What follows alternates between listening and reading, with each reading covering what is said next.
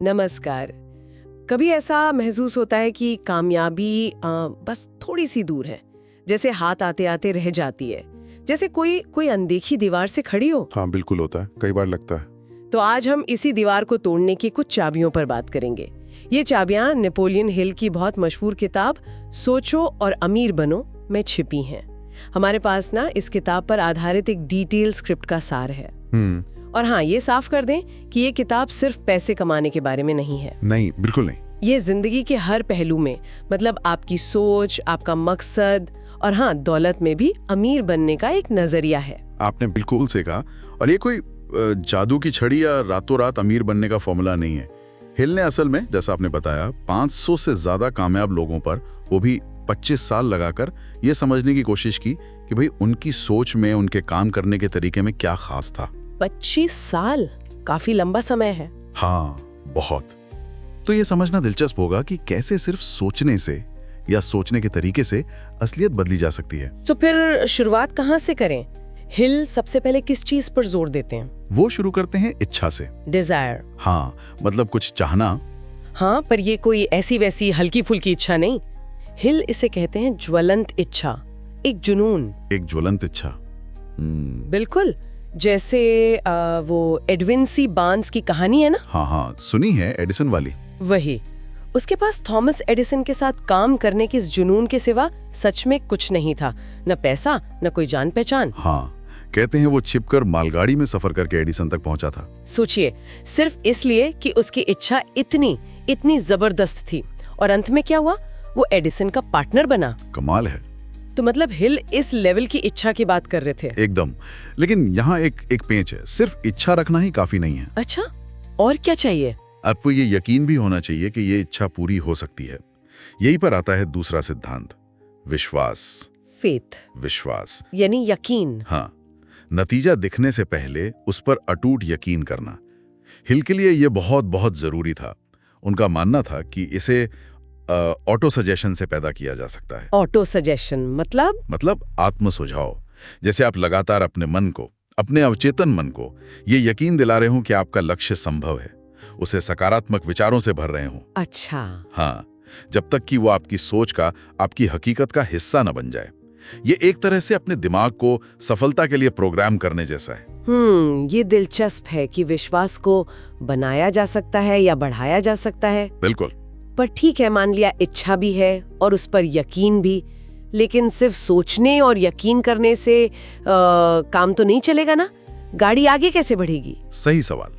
यहीं पर हिल हमें एक्शन की तरफ ले जाते हैं। एक्शन। हाँ, और इसमें 7वां सिद्धांत बहुत अहम है, निर्णय, डिसीजन। मतलब टाल मटोल को हराना। टाल मटोल, ये तो बहुत लोगों की समस्या है। बिल्कुल। और स्रोत बताते हैं, जैसा आपने कहा, कि कामयाब लोग फैसले तेजी से लेते हैं और फिर उस पर टिके रहते हैं। अच्छा। जबकि जो लोग नाकामयाब होते हैं वो या तो फैसले लेने में बहुत देर लगाते हैं, सोचते ही रहते हैं, या फिर अगर ले भी लें तो जल्दी जल्दी बदलते रहते हैं, दूसरों की बातों में आकर। फैसले लेना और उन पर टिके रहना, ये जरूरी है। और फैसले लेने के बाद आता है शायद सबसे मुश्किल हिस्सा। वो क्या है? दृढ़ता। परसिस्टेंस। दृढ़ता, लगे रहना। हाँ, हार ना मानना।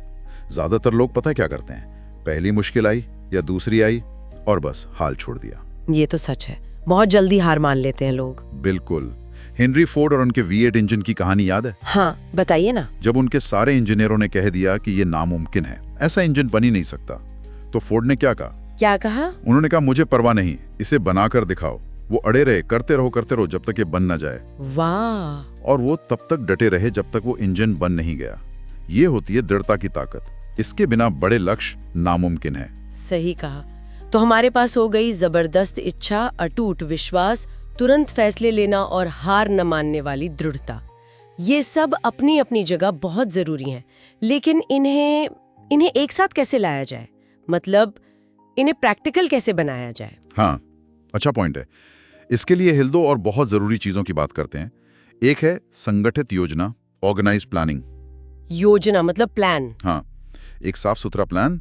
आपकी इच्छा और विश्वास चाहे कितने भी मजबूत क्यों ना हो, अगर आपके पास कोई रास्ता ही नहीं है, कोई योजना ही नहीं है, तो आप मंजिल तक पहुंचेंगे कैसे? सही बात है, प्लान तो चाहिए। ये आपके लक्ष्य का जैसे ब्लूप्रिंट है। आपको पता होना चाहिए कि करना क्या है, कैसे करना है। ठीक है, योजना हो गई, और दूसरी चीज क्या है? दूसरी चीज जो मुझे हमेशा से बहुत शक्तिशाली लगती है वो है मास्टरमाइंड का सिद्धांत। मास्टरमाइंड, ये क्या होता है? हिल का साफ मानना था कि कोई भी इंसान अकेले बहुत बड़ी कामयाबी हासिल नहीं कर सकता।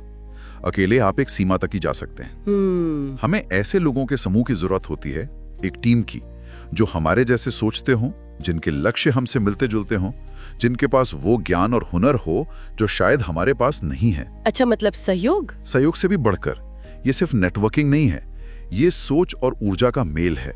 जब दो या ज्यादा दिमाग एक साथ एक ही मकसद के लिए काम करते हैं तो एक तीसरी अनदेखी ताकत पैदा होती है। हिल इसे मास्टरमाइंड कहते थे। ये तो बहुत गहरी बात है ना? और ये दिखाता है कि कैसे आपकी अंदरूनी तैयारी, मतलब इच्छा, विश्वास, उसको बाहरी दुनिया के एक्शन, योजना, निर्णय, दृढ़ता और हाँ, सहयोग से जोड़ना कितना जरूरी है। सब कुछ मिलकर काम करता है। तो कुल मिलाकर हमने आज सोचो और अमीर बनो के कुछ मुख्य सिद्धांतों पर नजर डाली। एक जबरदस्त जलती हुई इच्छा, हाँ, उस पर अटूट विश्वास, बिल्कुल, तुरंत और पक्की फैसले लेने की क्षमता जरूरी है, हार न मानने वाली दृढ़ता, सबसे मुश्किल, और फिर एक ठोस योजना और सही लोगों का साथ, यानी मास्टरमाइंड ग्रुप। हाँ, ये सब मिलकर वाकई किसी भी क्षेत्र में कामयाबी का रास्ता बना सकते हैं। और जैसा हमने शुरू में कहा था, ये सिर्फ पैसा कमाने का फॉर्मूला नहीं है, ये जिंदगी जीने का, जिंदगी में समृद्ध होने का एक तरीका है। बिल्कुल। और आखिर में बस एक बात जो सोचने पर मजबूर करती है। बताइए। हिल ने ये सिद्धांत हवा में नहीं बनाए, उन्होंने 25 साल लगाए, 500 से ज्यादा कामयाब लोगों का अध्ययन किया। ये निचोड़ अब हमारे पास है, ये ज्ञान, ये जानकारी उपलब्ध है। सवाल ये नहीं है कि ये सिद्धांत काम करते हैं या नहीं। इतिहास गवाह है, लाखों लोगों की जिंदगियां बदली हैं इनसे। वो तो काम करते हैं।